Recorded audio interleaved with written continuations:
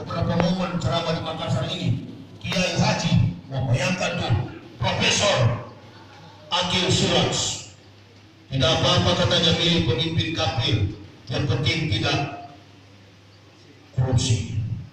Kalau bahasa Kiai bukan begitu sebenarnya.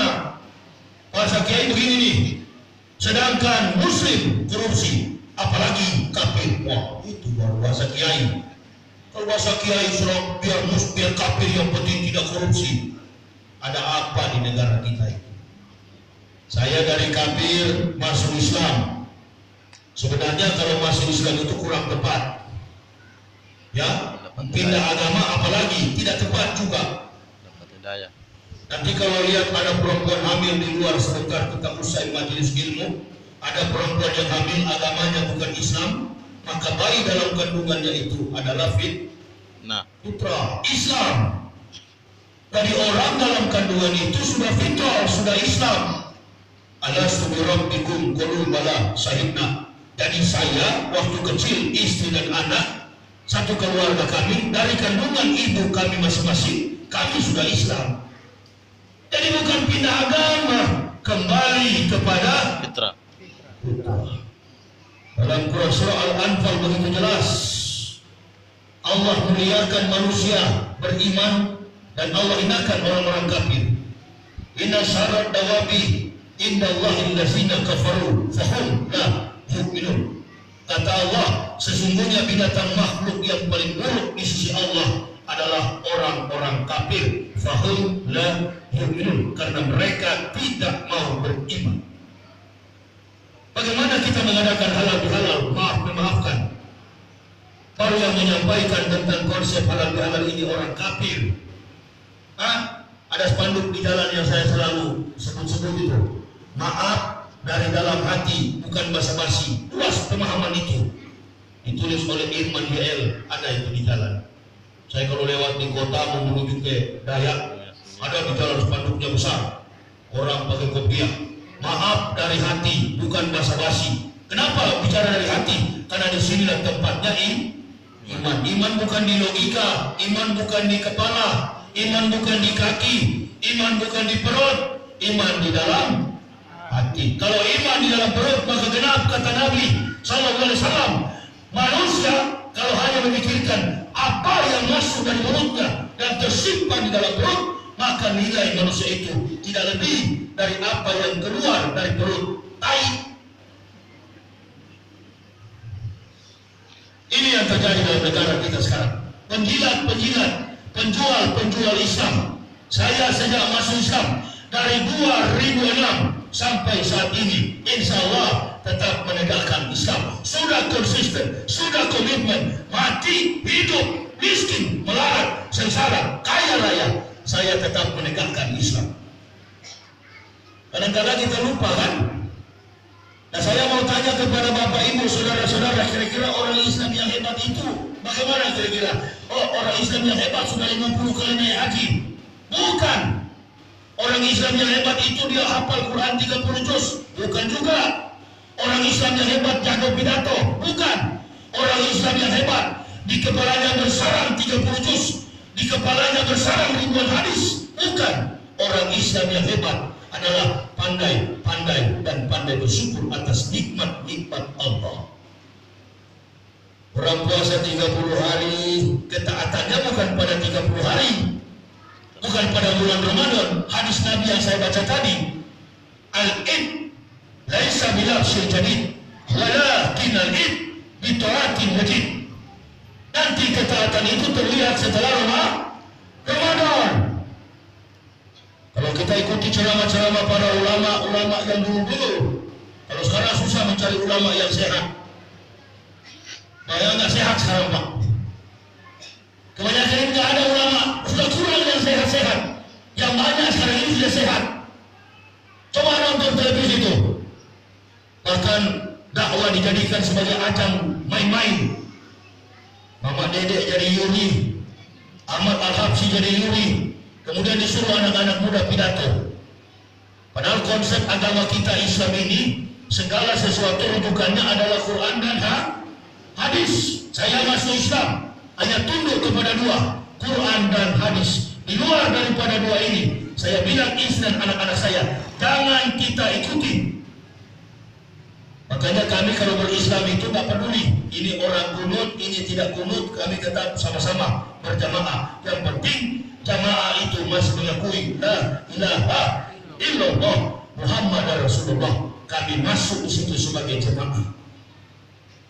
Nah, sekarang kan kacau sudah. Dakwah sama-sama muslim, saling menjelek-jelekan. Kalau saya nggak mau menjelekkan, karena saya sadar saya dari kafir. Ayat Al-Anfal tadi, sesungguhnya binatang makhluk yang paling buruk adalah orang kafir, kata Allah. Maka saya waktu dari kafir masuk Islam, menembus ke dalam gerbang hidayah, Allah memberikan petunjuk. Berarti perubahannya adalah dari binatang menjadi manusia. Nah, kalau yang murtad dari Islam bagaimana? Bu, kalau yang murtad dari Islam bagaimana? Saya dari kafir, Allah katakan kafir itu binatang. Orang kafir itu menurut Allah adalah binatang. Tidak ada sepanjang ulama di Indonesia berani sampaikan itu. Padahal itu perintah Allah, sampaikan kepada binatang-binatang yang namanya manusia itu. Tidak ada yang berani. Kenapa Al-Quran dipoles-poles? Tidak boleh. Al-Quran itu hitam putih, tidak ada abu-abu. Kalau hitam katakan hitam, kalau putih katakan putih. Seburuk-buruk orang Islam, maksud saya, bajingan sekalipun di terminal yang tidak sholat 5 waktu, yang ketika datang bulan Ramadan mereka tidak puasa, mereka masih lebih suci dan benar dibanding saya. Kenapa? Karena saya cuma diangkat dari lumpur kekafiran dengan nikmat keberkahan hidayah Allah.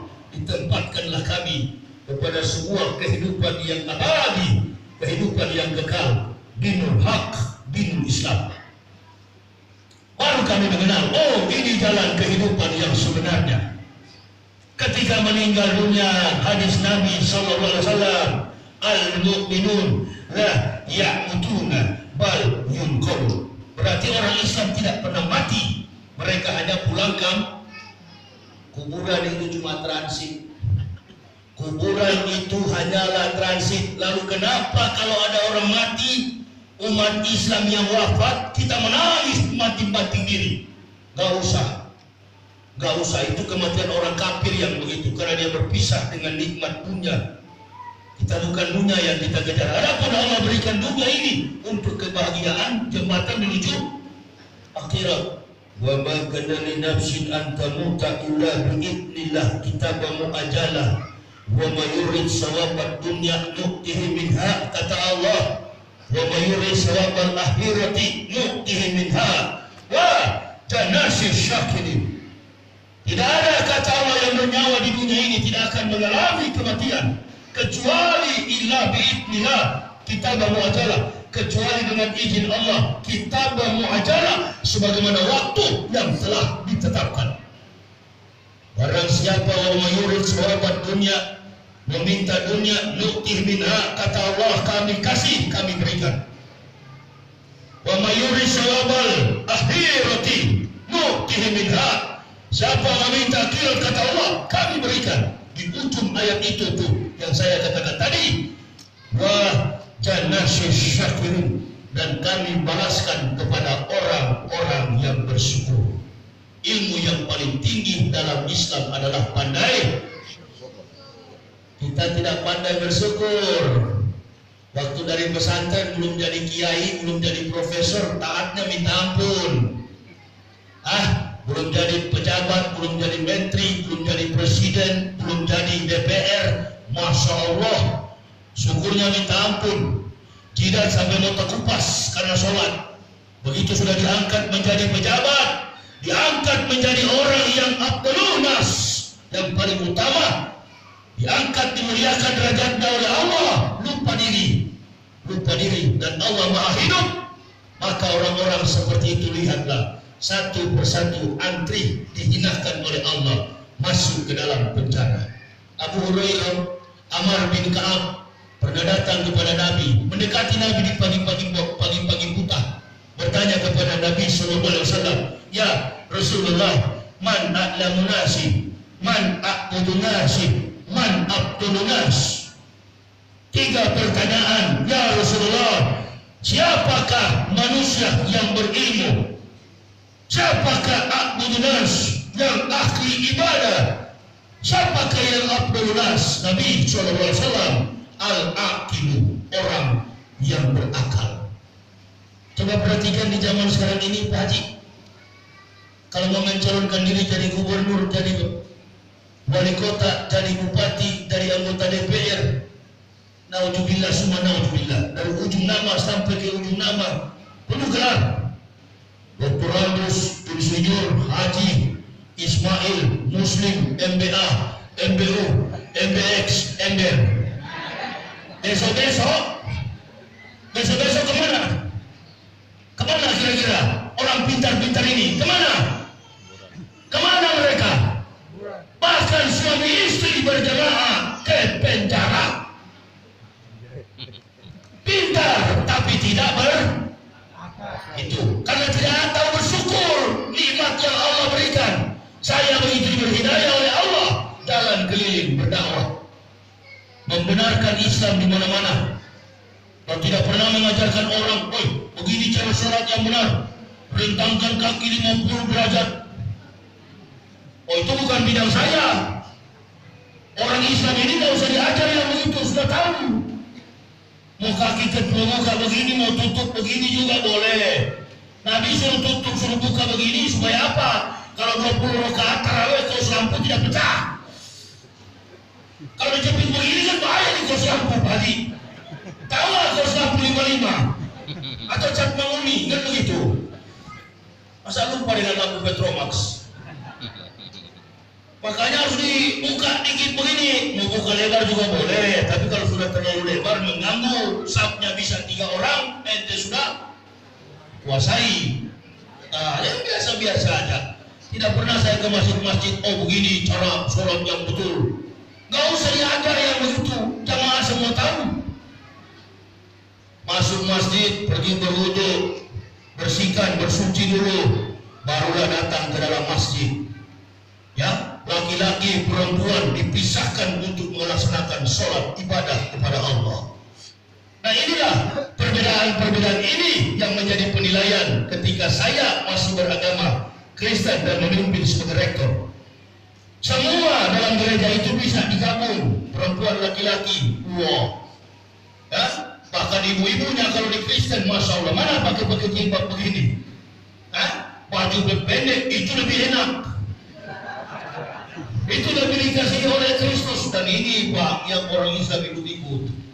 La yagurunaka taqallubul lazina kafaru fil bilad mata'un qalil summa mawahum jahannam wa bisal mihad.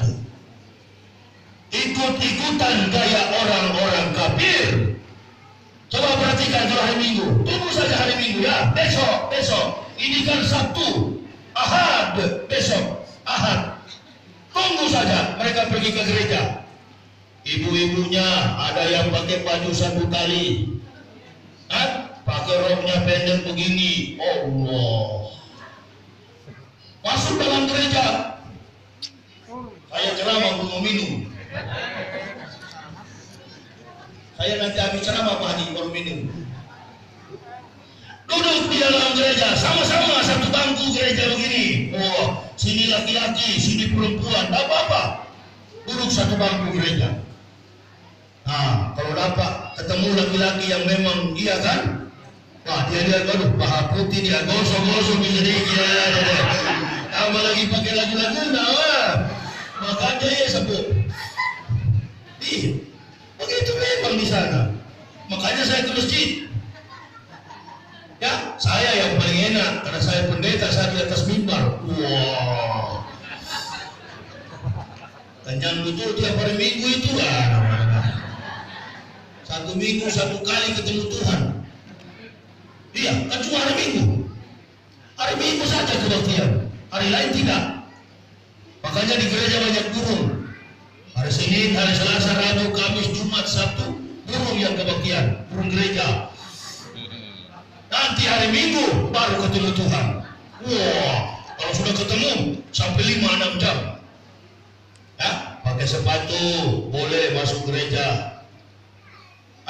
Pakai sepatu dari luar sana, ijab orang nggak tahu ijab apa boleh. Tapi di Islam tidak boleh. Al-Islamu ya'lu wala yu'la alaihi. Agama Islam itu agama yang tinggi. Tidak boleh masuk masjid kaki kotor. Dia harus berwudu dulu, bersuci dulu, tangannya dibasuh. Supaya apa? Jangan suka nolong yang bukan milik kita. Amin. Mulutnya dikumur-kumur. Supaya kenapa? Jangan suka menghina sesama Muslim. Nah, bagaimana kalau dakwahnya sudah Muslim yang disalahkan? Orang mengaji, orang yasinan dibilang bid'ah. Orang sholawat dibilang bid'ah. Sama-sama Muslim. Mengatakan haram, mengatakan najis, mengatakan kafir kepada sama-sama Muslim. Ini lebih bahaya daripada kafir. Saya waktu pendeta masih tugas sebagai pendeta, bagaimana menghancurkan Islam pakai orang Islam. Pakai Islam, jangan pakai orang kafir. Makanya sekarang dunia sedang diguncang oleh ISIS. Siapa ISIS itu? Mereka adalah kelompok Yahudi. Saya sudah dari 3 tahun lalu mulai munculnya ISIS. Sudah dari tahun 3 tahun lalu saya katakan ISIS adalah gerakan Yahudi. Yahudi dengan orang Arab ini tidak beda, sama. Bahasanya juga hampir sama. Saya sekolah di Israel jadi tahu persis bagaimana gerakan Yahudi. Mereka sudah lama merencanakan ini. Kalau teroris Islam, Pak Haji lihat, masa umat Islam tidak tahu? Kalau betul-betul perjuangan ini Islam yang punya, basisnya bukan di Suriah, basisnya ada di Palestina. Begitu Yahudi mengganggu, baru diserang Yahudi. Itu baru namanya pejuang. Tapi itu bukan itu. Kok anak-anak kita, anak-anak muda mau berjihad katanya, mau bantu berjuang di jalan Allah, ikut ISIS. Allahu Akbar. Bawa istri sampai di sana, istri kita diperkosa. Perbuatan-perbuatan tercelah, perbuatan-perbuatan orang-orang kafir yang suka membawa-bawa nama Islam.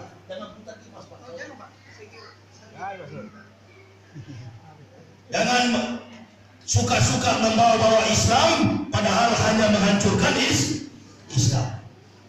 Saya tidak ada kepentingan, saya bukan NU, berulang-ulang saya ceramah. Saya bukan NU, saya bukan Muhammadiyah, saya bukan Wahabi, saya Islam. Saya tidak pernah masuk dalam kelompok-kelompok Islam manapun. Saya sendiri. Yang paling bahaya, yang paling munafik adalah apa? Ketika kita masuk dalam kelompok dan kita merasa kelompok kita lebih benar daripada Islam lain. Ini paling munafik di atas munafik. Coba kelompok-kelompok yang ada ini, setelah sholat mulai memandang saudaranya, salah sholatnya ini, kakinya salah, kaki celananya kurang pendek ini, kakinya Pak Haji, kaki celananya kurang pendek, tidak masuk surga ini. Ada itu, ada katanya, kalau kaki celana tidak panjang begini tidak masuk surga. Kalau tidak begini, tidak masuk surga. Ada itu. Ada, saya baca dalam sumber internet, kaki seorang laki-laki muslim, rajul mu'minun, kalau sholat tidak begini katanya tidak masuk surga. Berani betul. Ini pernyataan-pernyataan yang hanya memisahkan umat dari apa? Ridha Allah. Memangnya Allah itu melihat kaki celana? Bukan. Apakah kita nanti masuk surga di sana baru malaikat ambil sentimeter? Saya akan ukuran celana ini. Hukum biolog. Sebelum masuk surga hukum biolog. 3 cm. Tidak begitu dalam Islam. Qad aflahal mu'minun allazina hum fi sholatihim khashi'un wallazina hum 'anil laghwi muridun wallazina hum fi zakatihim fa'ilun wallazina hum li furujihim hafizun. Qad aflahal mu'minun. Itu dalam surah Al-Mu'minun. Di al-a'la lagi belajar dunia. Qad aflahal man tazakka wa zakara rasma rabbih fasalla. Sama kalimatnya, beruntunglah orang-orang yang beriman. Qad aflahal mu'minun allazina hum fi sholatihim khashi'un, yaitu mereka yang melaksanakan sholatnya dengan khusyuk. Sholat dengan khusyuk itu bagaimana? Bukan ukuran pakaian, bukan ukuran celana, bukan. Ya memang kalau celana terlalu kedodoran, takutnya apa? Nyangkut waktu kita sujud, hendaknya diangkat sedikit. Tapi kalau sudah celana yang disalahkan, sudah fisik yang disalahkan, ini menunjukkan bahwa apa? Ibadah kita hanya menunjukkan yang kulit-kulit saja, belum tentu sampai ke dalam. Dan Allah yang lebih tahu, Allah yang lebih tahu. Ini orang betul-betul beriman, kata Allah dalam firman-Nya, saya yang lebih tahu, aku yang lebih tahu siapa yang paling bertakwa di antara kamu. Penceramah saya, sudah saya bilang tadi, saya masih lebih baik daripada bajingan yang tidak sholat-sholat di luar sana di terminal. Kenapa? Karena mereka lebih dulu Islam daripada saya. Itu saya sadar betul. Bukan berarti saya berceramah bagi saya lebih hebat. Saya pulang dari Mekah membawa panji haji, gelar haji, kemudian saya lebih hebat. Tidak, mereka lebih hebat daripada saya. Itu cuma ibadah. Kalau kita sadar begitu, makanya kenapa? Kalau kita sadar bahwa semua ini karena Allah, lillahi ta'ala, ketika orang tidak panggil haji, kita tidak ngambek. Tapi kalau kita mau dipuji-puji, orang tidak panggil haji, waduh ngambek. Itu paling banyak di Kalimantan, Pak. Saya sering ceramah di Kalimantan. Kalau nggak dipanggil haji, masya Allah, marah dia. Riak, benar, riak. Itu semua ibadah. Jihad, haji paling tinggi. Himayatan lil haji wa sadaqa waddah alladhi jahada bilai haqqa jihadihi wa baddala juhdah. Haji waddah adalah jihad yang paling tinggi. Jadi kalau mau berjihad tidak perlu ikut ISIS. Kalau mau berjihad, mulai siang ini pulang ke rumah setiap hari tabung 50.000. Tabung besoknya 100.000. Setelah bulan haji tiba, bayar ONH, ongkos naik haji, berangkat ke Mekah. Itu yang betul-betul jihad yang paling tinggi dalam Islam. Nggak usah, ini seperti tiap hari berita Santoso. Saya baru keluar perempatan jalan sini ya. Perempatan jalan sini, Badoka. Tadi baru tol Badoka ya namanya Bin. Saya dengan istri tadi keluar sini, ada spanduk pendeta kafir Kristen punya gereja apa itu? Mungkin sudah mulai kebakaran jenggot karena saya sudah ceramah tiap hari di Makassar sini. Lalu dia bikin tema kunci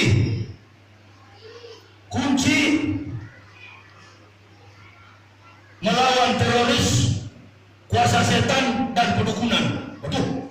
Saya bilang baru dari tema sudah konyol. Ketahuan dari tema saja sudah nggak betul. Kalau bicara kunci berarti ada yang membuka atau menutup. Sebenarnya bikin tema bukan begitu kalau orang terpelajar. Tapi karena kafir yang buat, inilah. Kenapa? Maksud saya apa? Karena kafir melihat ketika kita mengadakan aksi terorisme dan tidak disetujui oleh sebagian besar umat, maka kafir menyusup ke dalam untuk mencoba menyamakan diri membantu kita. Ini yang saya tidak suka. Sama dengan politisi-politisi kita. Nggak apa-apa katanya, ada cucunya Gus Dur itu, namanya Nusron Wahid. Saking mencari muka, menjilat sama Ahok, dia berdoa dengan bahasa Arab supaya Ahok jadi gubernur DKI.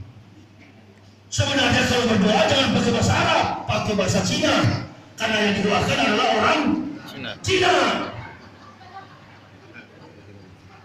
Cina juga ada yang Muslim. Besok saya ceramah di Masjid Cina. Jadwal saya sana besok asar, tapi Cina mualaf, memang sudah Muslims. Orang-orang Cina yang ada di Tanjung Bunga. Ustaz besok di sini asar, insya Allah. Ya, tapi mereka sudah Muslim. Ini Ahok belum disunat. Dan yang membela Ahok di Jakarta adalah orang-orang Islam. Makanya dia menang. Ada yang membela dia adalah orang-orang Islam. Siapa mereka? Kita doakan ya sepatu Surya Paloh itu cepat mati. Ya Pak. Tuh, itu manusia satu itu memang segala cara dia buat. Yang penting dia bisa Islam, kendati dia jadi hina di bawah duduk-duduk. Dia dengar tuh kafir pidato. Ibu bapak datang di sini di masjid di rumah Allah ini mengundang saya karena saya sudah Muslim dan sudah terbukti akidah saya. Tapi ini manusia kafir satu ini, seburuk-buruk Muslim adalah sebaik-baik kafir. Bagaimanapun orang kafir itu tujuannya tetap buruk. Kiai bawa hari Tanusudibio pergi ke pesantren. Waduh, modalnya kopiah. Pakai baju koko lagi. Baju koko ini barangkali. Ini dari Tanusudibio. Udah Pak. Bukan dari hari Tanusudibio. Ini. Bagus lah. Kalau dikasih dia tidak usah mau diambil. Masih mampu saya beli. Bilang begitu kalau kafir yang kasih. Karena mereka memberi agama maksud maunya. Tonton di TV, Global TV, RCTI, Metro TV, TV1, Hari Tanusudibio mengunjung pesantren didampingi Kiai Haji Akil Siraj. Assalamualaikum. Anak-anak kecil, anak santri. Waalaikumsalam warahmatullahi wabarakatuh. Cium tangan lagi. Cium tangan kafir. Sementara kalau ketemu Ustadz nggak berani cium. Begitu memang sekarang ini Pak. Beda dengan waktu di zaman kiai-kiai dulu. Dari jarak 1000 meter sudah takut. Tapi sekarang Masya Allah ketemu Ustadz malam nggak ada pakai cium. Tapi kalau ketemu Hari Tanusudibio, wah, karena kiai yang suruh. Kiai yang suruh. Ya, cium tangannya Pak Hari Tanusudibio. Oh ini penjilat. Saya ketika masih Kristen, masih kafir, saya paling anti agama Islam. Semua orang Kristen yang masih beragama Kristen tidak mengakui kenabian, kerasulan baginda Nabi Sallallahu Alaihi Wasallam. Jadi saya tahu persis kenapa kita bawa orang-orang ini untuk mengetahui rasa Islam, mengucapkan salam Islam, sementara manusia ini membenci dan sangat tidak suka kepada Nabi kita Muhammad Sallallahu Alaihi Wasallam. Ya pura-pura saja itu, iya agama kita sama, kami menghormati Islam. Padahal dalam gereja habis kita diobok-obok. Oh saya pengalaman, saya tahu persis bagaimana kemunafikannya. Di belakang Ahok ini Pak Haji nggak tahu pendeta-pendeta. Di belakang Tanusudibio pendeta-pendeta. Mereka sudah tahu kelemahan kita. Kenapa? Mereka sudah baca umat Islam bisa mudah diadu. Umat Islam gampang sekali dibikin berkelahi. Gampang sekali diadu. Makanya lihatlah partai PKS, partai PKB, partai Islam mana pernah bersatu. Partainya bagus, orang-orangnya kampret. Partainya bagus, partai Islam mana mereka pernah bersatu. Semua sudah pecah belah oleh kafir. Ini sekarang yang terjadi. Makassar sini masih belum bisa. Kenapa? Di Makassar sini karena orang Makassar ini alhamdulillah masih ada tokoh-tokoh penting di masyarakat Makassar. Yusuf Kala. Coba nonton televisi kalau pernah Yusuf Kala ada. Setiap momen orang kafir bicara. Ada nggak Pak? Satu saja saya mau lihat. Pernah nggak kalau ada Yusuf Kala? Yusuf Kala tidak pernah hadir karena beliau sadar beliau adalah ketua DMI, Dewan Masjid Indonesia. Jago berpolitik. Beliau orangnya badannya kecil, tapi otaknya memang hebat Pak. Kalau Jokowi tidak pakai insya Allah kan kalau bicara. Jokowi nggak pernah pakai Bismillah, nggak pernah pakai insya Allah. Ya, bagaimana negara kita ini akan baik? Dipasang semua pejabat-pejabat kafir. Ya, nanti Jokowi jadi presiden. Masjid yang ada di Papua dibakar. Nanti Jokowi yang jadi presiden masih di Papua dibakar. Kenapa? Karena orang kafir ini tahu bahwa mereka di dibantu, didukung. Mereka setia kepada Jokowi. Saya tidak terlalu kecewa karena saya pilih Prabowo kemarin, biar kalah tetap menang. Ya, saya pilih Prabowo. Kalah saya, tidak apa-apa, karena saya sudah tahu kalau Jokowi jadi presiden, Ahok bisa jadi gubernur. Dan targetnya Ahok ini adalah untuk menjadi RI 1. Bapak nggak percaya Indonesia dalam bahaya? Tunggu saja nanti. Ada orang-orang Yahudi Amerika yang tinggal di Indonesia. Mereka mencoba mengutak-atik politik di Indonesia. Lama-lama kita jadi seperti Suriah dan Yaman. Nanti lihat kalau kita tidak bersatu umat Islam, kita akan jadi seperti di Turki dan lain sebagainya. Itulah sebabnya saya di momen-momen seperti ini halal bihalal selalu mengingatkan cari ukhuwah Islamiyah. Bersatu kita. Pulang dari majelis ilmu tidak boleh saling memaksa ukuran baju. Bapak hobi dengan baju koko, ada yang hobi dengan kaos, hobi pakai jeans. Jangan dipaksa dia pakai sarung. Biar saja dia dengan ukuran dan coraknya masing-masing. Amin. Karena iman itu bukan dari baju. Iman bukan dari baju. Iman bukan dari baju. Iman itu, Bapak lihat di Bukit Jawa, orang pakai peci haji, pakai gamis. Teriak Allahu Akbar, yang dikibarkan bendera PKI, bendera komunis di Madura itu kemarin.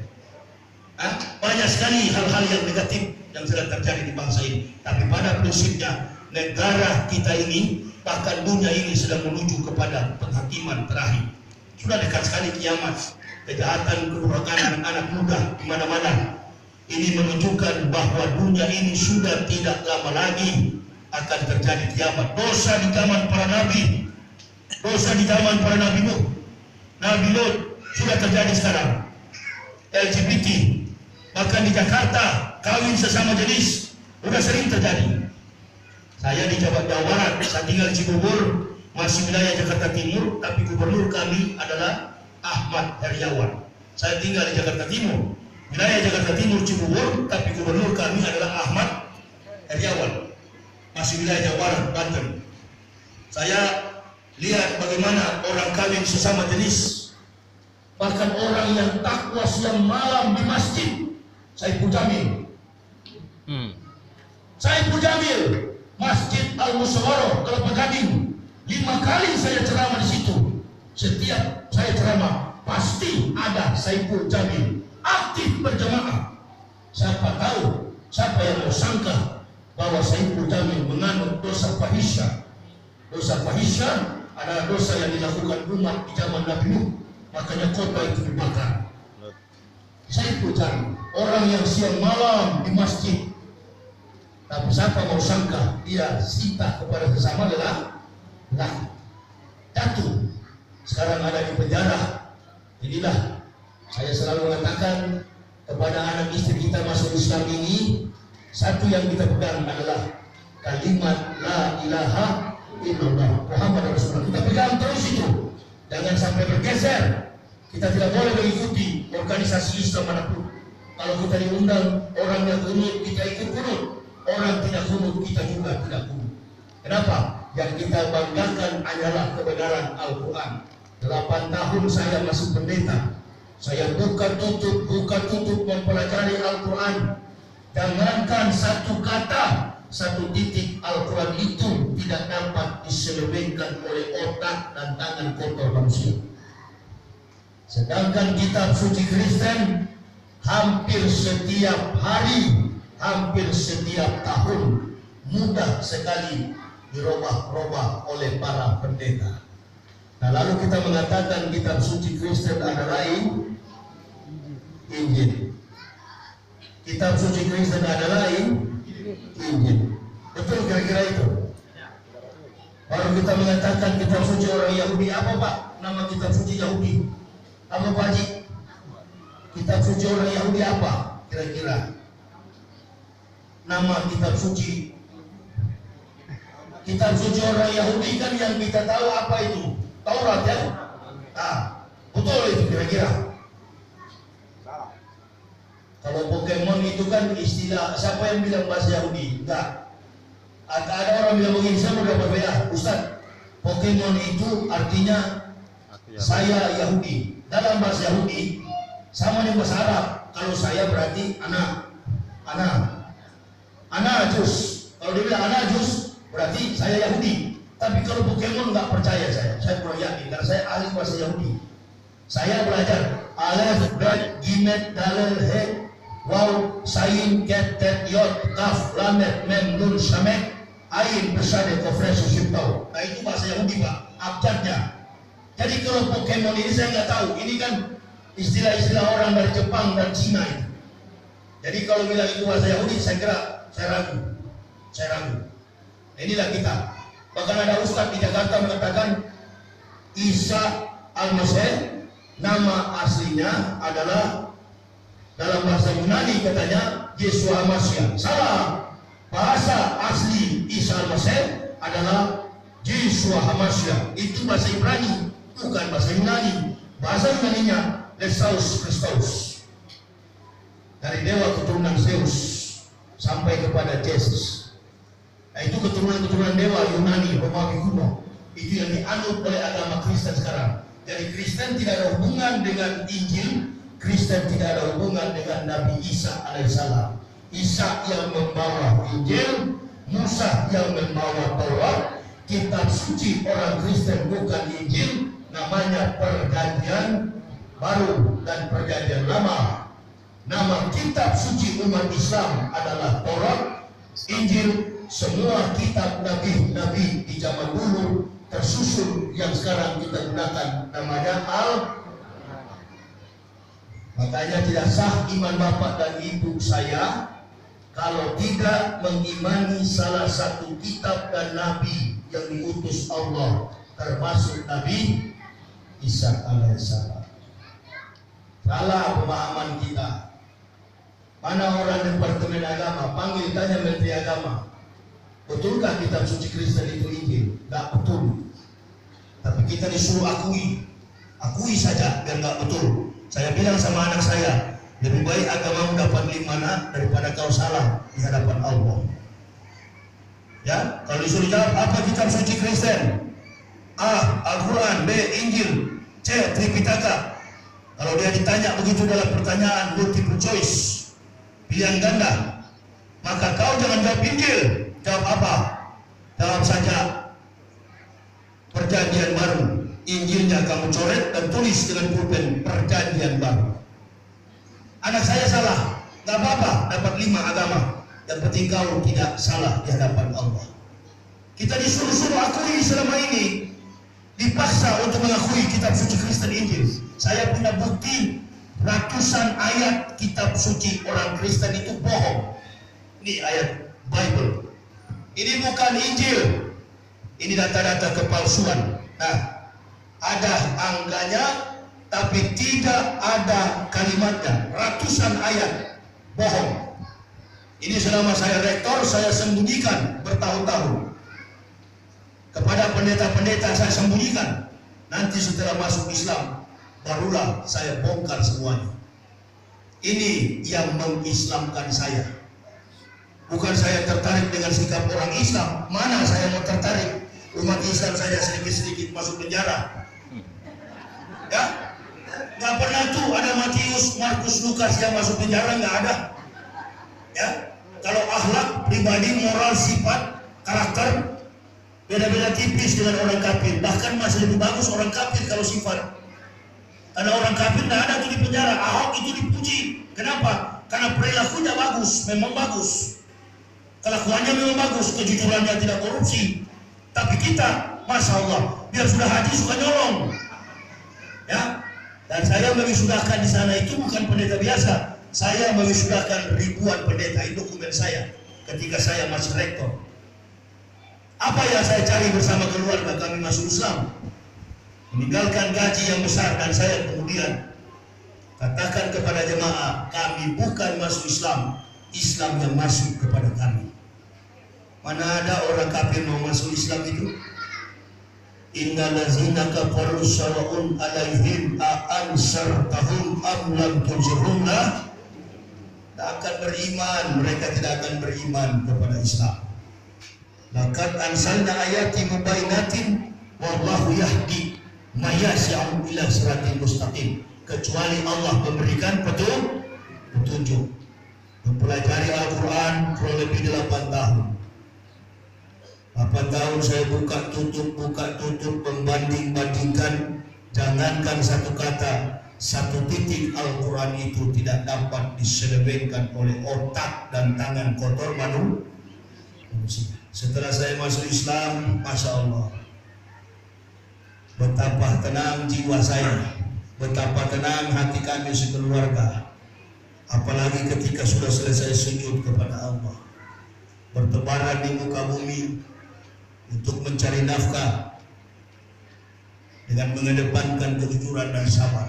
Karena hanya itulah benteng melakukan perintah Allah, melandaskan diri kepada kesabaran dan keikhlasan. Tanpa sabar, ikhlas, mustahil kita mampu melaksanakan perintah Allah. Hanya sudah 9 tahun lebih berdakwah. Tadi malam saya ceramah di Masjid Ikatan Dokter Indonesia. Dari pagi kemarin sampai jam 5 sore 21 kali saya buang air. Dan saya tampil pada saat ini masih dalam keadaan kondisi sakit. Turun dari mobil saya tadi minum obat. 7 macam saya diberi obat oleh dokter. Padahal saya ceramah tadi malam tempatnya para dokter yang ahli-ahli kompleks Veterani perumahan ini. Ya, dokternya banyak di sana. Ustaz, ibu bawa Ustaz cepat ke sana. Saya bilang sama istri saya, jangan kita bergantung kepada mereka. Mereka yang undang kita. Tunjukkan bahwa kita tidak cengeng. Ya, padahal di sana banyak dokter, tapi kami cuma pergi ke klinik yang kecil. Ada seorang bidan di situ. Saya cuma bilang kepada bidan itu, tolong disuntik, saya mau ceramah. Ceramah di mana Ustaz? Saya mau ceramah di ID. Suntik aja, nggak usah diperiksa, nggak usah. Pokoknya badan saya sakit-sakit, suntik aja Bu. Nggak usah diperiksa-periksa, langsung suntik. Oh iya begitu. Oh iya, tapi tahannya agak sakit. Iya, biar sakit, disuntik aja. Suntik. Padahal dokter-dokter di sana sudah menunggu. Itu berdakwah, berdua saja keliling Indonesia. Tidak pernah ada pakai pengawal, tidak pernah. Makanya Pak Haji ketemu saya di Bank Mandiri Jalan apa itu? Terebosi. Jam 2 malam saya transfer uang ke sana di ATM Mandiri. Dia bilang, Ustaz begini sendiri, tidak takut. Takut apanya? Takut kalau orang Kristen lihat. Waduh, masih ada rasa takut. Orang Islam kok masih ada rasa takut? Apa yang ditakuti? Enggak, kalau orang Kristen lihat apa Ustaz nggak takut? Di mana-mana juga mereka lihat saya, Pak Haji. Bukan kalau dikeroyok. Oh, kalau dikeroyok itu kan takdir Allah. Hidup mati musibah ma'asabah min musibatin illa bi idnillah. Itu adalah izin dari Allah. Jadi nggak usah kita terlalu khawatir, terlalu takut. Yang penting kita tetap beriman kepada Allah. Orang yang khawatir, yang takut, itu kan karena orang yang imannya separuh-separuh. Sama dengan orang yang paling berani mati. Itu kafir di atas kafir. Yang paling berani mati, orang yang kafir di atas kafir. Yang berani mati juga adalah orang yang beriman di atas beriman. Dan yang takut mati, separuh kafir, separuh beriman. Nah itu, kadang-kadang kan dia takut. Jadi saya ini masih kurang iman saya, makanya takut mati. Nah, kita tinggalkan gaji yang begitu besar, kita masuk. Saya, istri, dan 3 orang anak. Begitu kami masuk Islam, sudah di dalam Islam, gak perlu menengok ke kiri, ke kanan, fokuskan perhatian, mendalami Al-Quran. Gak peduli saya, orang Islam mau tahu baca Al-Quran atau tidak, yang penting kami dulu yang tahu. Gak peduli. Makanya Nabi SAW, al-ilma bil kasab wa bil nasab. Ilmu itu bukan dari nasab, ilmu itu dari belajar. Jadi tidak menjamin walaupun keturunan kita Islam, tidak menjamin kita akan diberi ilmu oleh Allah. Jaminan keselamatan surga. Kalau kita sudah berislam, sudah masuk Islam, kita sudah beragama Islam dan keturunan kita Muslim, insya Allah maka surga itu sudah ada. Tiket untuk berangkat ke surga sudah ada. Biar yang tidak sholat, biar yang tidak puasa, asalkan dia KTP-nya tetap tulis Islam. Nah, begitu matikan KTP-nya tinggal disisip di antara kain apa itu? Kain kafan, jepit. Nanti itu kan ditanya oleh malaikat Munkar dan Nakir, mana KTP-nya? Saya kata, oh iya Islam. Udah, langsung masuk surga itu. Dari yang pemalas sholat yang dengar ini, ya iya betul itu Ustaz. Biar gak sholat-sholat yang penting Islam. Ya masuk surga, tapi surganya benjol-benjol dulu. Orang sudah lama di surga, ente 1000 tahun baru dilepas oleh Allah. Silakan masuk, tapi sudah benjol-benjol, sudah begini-gini, tinggal diseret kaki. Kita sudah lama di surga, dia baru datang. Jadi malu. Saya dan istri mengatakan, sudahlah, kita masuk Islam ini. Saya jadi pelan bicara, karena kalau saya kencang, leher sakit, ini big mati. Ya, saya sudah coba tadi suara keras, dia mau mati. Jadi saya pelan-pelan aja. Saya bilang sama istri, kalau pertama kita masuk Islam ditanya, kenapa Ustadz mengucapkan bersyahadat? Saya katakan, saya ingin masuk surga. Setelah saya sudah lama di Islam, sudah 9 tahun ini, orang tanya, saya bilang tidak rindu ke surga, biar surga yang rindu ke saya. Pakai konsep Nabi, al-jannatu mustaqatun ila arba'ati nafarin. Tali Quran, wa hafidhi lisan, mutimil ji'ani, wa so'imina fi syahri Ramadan. Surga kata Nabi merindukan 4 orang. Yang pertama, tali Quran, suka membaca Al-Quran. Yang kedua, wa hafidhi lisan, menjaga kata-katanya. Yang ketiga, mutimil ji'ani, suka memberi orang miskin makanan. Yang keempat, wasoimina fi syahri Ramadan. Itulah orang-orang yang dirindukan surga, bukan yang merindukan surga. Jadi kalau ada orang berjihad, dia bunuh diri. Kenapa bunuh diri? Rindu ke surga. Oh, itu karena rindu. Nggak usah rindu. Kalau betul-betul antum takwa kepada Allah, orang tidak usah tahu. Nanti Allah yang tahu. Allah yang akan rindu kepada kamu. Jadi nggak usah terlalu ambisi, sama dengan jabatan, nggak usah dicari. Kalau Allah yang tentukan, ikhtiar, usaha, maka Allah akan berikan. Ya, kita meminta sesuatu kepada Allah, nggak usah diminta dengan mulut, lakukan dengan ibadah. Orang lain nggak usah tahu, nanti Allah yang kasih. Saya masuk Islam, membawa bini anak 3 orang, pakaian di badan. Secara manusia, secara logika, terpukul. Dari gaji yang besar turun ke bawah, tinggal di Jakarta, tidak punya keluarga, nginap numpang sewa rumah 4x3, pagi kerja bangunan, sorenya mengamen hanya untuk mencari sesuatu nasi, dulunya gaji ratusan juta. Apakah tidak sabar? Konsepnya sabar. Innallaha ma'as sabirin. Allah dekat dengan orang yang sabar. Tapi setiap saat saya berdoa, orang kafir engkau kayakan ya Allah, orang kafir engkau berkahi ikhtiarnya. Kenapa saya yang engkau berikan petunjuk saya miskin? Nggak lama, cuma 4 bulan dikasih mobil mewah, dikasih rumah mewah, mobil sampai berapa biji. Alhamdulillah. Orang kafir kau berikan ikhtiarnya. Saya siang malam ya Allah yang sujud menyembah berhamba kepadamu. Kok engkau biarkan saya ya Allah? Allah berkata. Jadi kita nggak kurang sabar biasanya. Kita ke pemerintah nggak dapat ambil batu, datang ke Pemda. Pakai spanduk begini Pak ya, mahasiswa Unhas, kami mahasiswa Unhas, kami mahasiswa UMI. Kan saya sering nonton TV tuh, ambil batu, pasang kuda-kuda, lempar kantor bupati. Allahu Akbar. Karena mahasiswa Islam jadi pakai Allahu Akbar.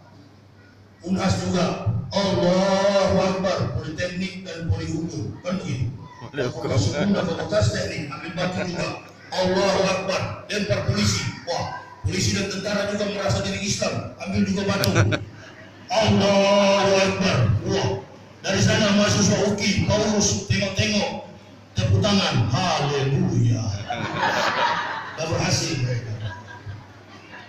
Itu yang ada sekarang ini. Sementara kebanyakan ulama-ulama dai kita ini ayam sayur semua, bukan ayam petarung, bukan ayam jantan, ayam sayur semua. Apalagi giliran kalau sudah maulana yang ceramah, Allahu Akbar, menangis dari awal sampai habis. Nggak apa-apa, maulana kan orang Bugis sama nih. Iya, pada iya juga Sulawesi sepuh. Tapi kalau Sulawesi bukan begitu sebenarnya dakwanya. Seperti Kiai siapa itu? Saat sabar. Dasar lah. Iya. Dasar. Itu baru ayam petarung itu. Tapi kalau seperti Maulana ada ini seperti Pentekosta. Lihatlah ibu kami. Allahu Akbar. Ada saudaranya, lihat saja. Saya kasih tahu SMS ke Maulana, coba kamu tegap-tegap sedikit lah. Nah, ini akhir zaman ini harus A, B, B, C, C. Kapir. Saya kemarin ceramah di Teguh Umar 14, Masjid Babul Falah. Dan Ramil datang, dan Ramil bisik sama saya. Anggota saya satu itu Kristen, Ustaz. Suruh masuk ke dia sini. Nanti kita sunat dia rame-rame. Ada bagian dinas. Saya bilang itu tuh sana tuh, kafir itu mesti masuk Islam cepat. Ya memang begitu, bukan benci, sayang. Di pesawat aja pangkat kapten saya bilang jangan baca-baca Alkitab, baca-baca Bible masuk neraka. Hampir dia hajar saya. Saya bilang saya lebih tahu di dalam bohong semua. Disuruh marah-marah. Saya kasih tunjuk data-data kepalsuan nih palsunya. Coba Pak, saya penasaran. Tadi dia marah-marah. Akhirnya beliau dan istrinya alhamdulillah juga masuk Islam. Islam kan Jenderal 2 bintang Kapolda Bali, Jakarta, Beni Mukalu, orang Manado. Saya juga Pak, berapa jenderal di Jakarta. Orang tidak percaya, saya bilang sama beliau, uang palsu Bapak tangkap, produk palsu tangkap. Kitab yang palsu ini kenapa tidak tangkap tuh pendeta-pendeta? Iya. Betul ini Ustaz, betul. Saya rektornya dulu, bagaimana saya bohong.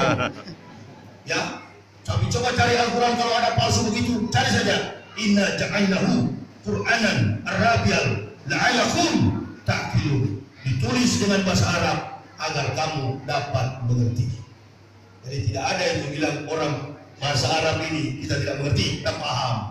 Kita paham karena ada ustaz-ustaz yang menjelaskan kepada jemaah. Amin. Tapi di Kristen sana, Masya Allah, kalau dia sudah pakai bahasa Toraja, orang Manado bingung apa nih artinya. Dia pakai bahasa Batak, bingung. Dia pakai bahasa Jerman, bingung. Yang tidak tahu bahasa Inggris, bingung.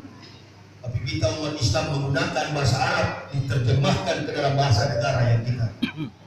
Kita berdoa, kita sholat, Al-Fatihah, imam yang ada di masjid ini, Salsabil, sama dengan imam yang ada di New York, Amerika. Ya, sama dengan imam yang ada di Afrika. Suratul Fatihahnya sama, Al-Qurannya sama, lafaznya sama. Apalagi, mahrusnya sama, panjang pendeknya sama, kalimatullahnya sama, hadisnya pun sama. Nah, cuma ada yang beda kalau di umat Islam ini.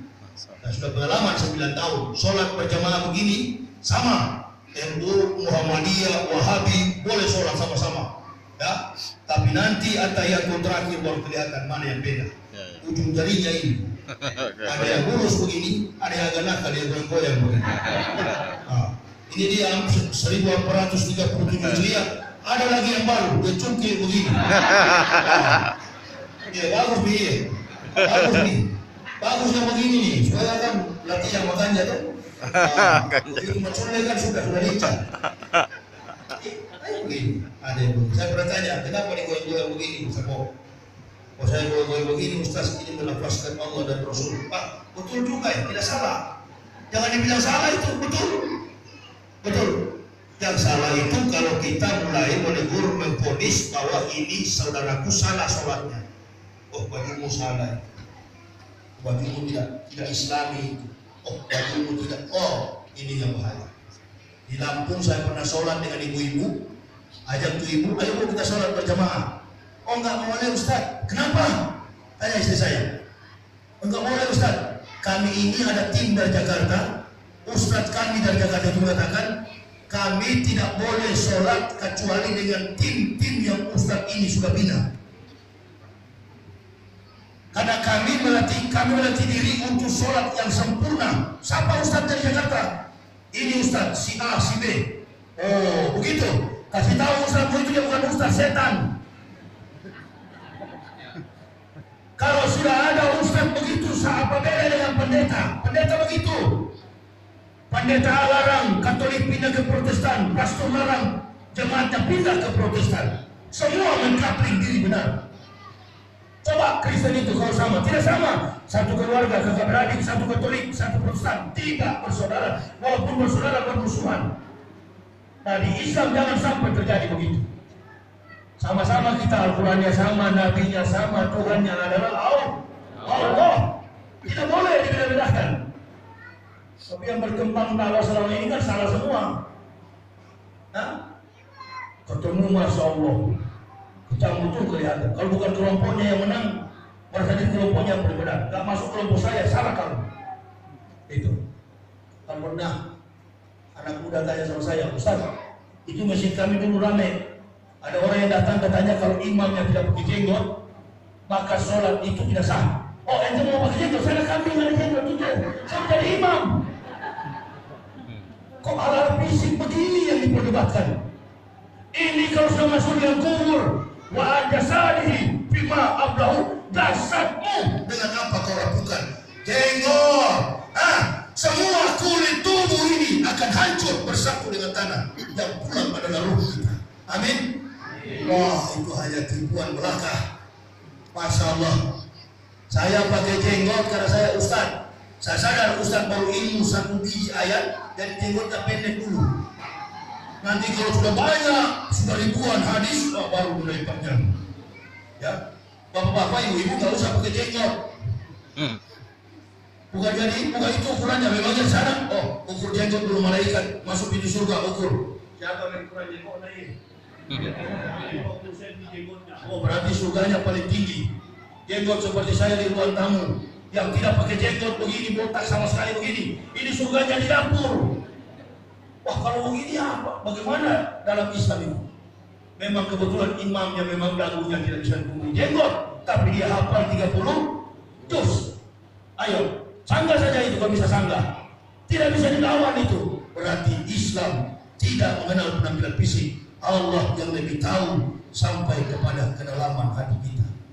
Bersampingan berdampingan kita sholat, belum tentu kita sebentar sholat ini. Coba setiap kali orang tawaf ke Mekah, Pak tahu setiap orang tawaf itu pasti jin akan ikut juga tawaf.